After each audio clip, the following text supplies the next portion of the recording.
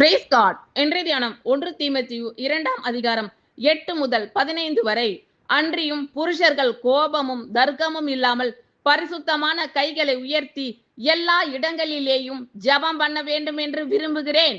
ஸ்திரீகளும் மயிரை பின்னுதலினால் ஆவது, பொன்னினால் ஆவது, முத்துக்களினால் ஆவது, விலையேறப்பெற்ற வஸ்திரத்தினால் ஆவது தங்களை அலங்கரியாமல் தகுதியான வஸ்திரத்தினாலும் நாணத்தினாலும் தெளிந்த புத்தியினாலும் தேவ பக்தி உள்ளவர்கள் என்று சொல்லிக் கொள்ளுகிற ஸ்திரீகளுக்கு ஏற்றபடியே நற்கிரியைகளினாலும் தங்களை அலங்கரிக்க வேண்டும்.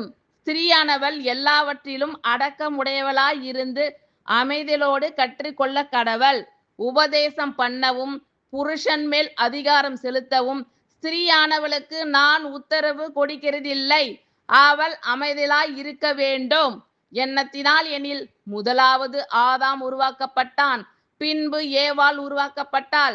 மேலும் ஆதாம் வஞ்சிக்கப்படவில்லை, ஸ்திரீயானவளே வஞ்சிக்கப்பட்டு மீறுதலுக்கு உட்பட்டாள். அப்படி இருந்தும் தெளிந்த புத்தியோடு விசுவாசத்திலும் அன்பிலும் பரிசுத்தத்திலும் நிலை கொண்டிருந்தாள். பிள்ளை பேற்றினாலே ரட்சிக்கப்படுவாள். ஆமென். Thank you Lord.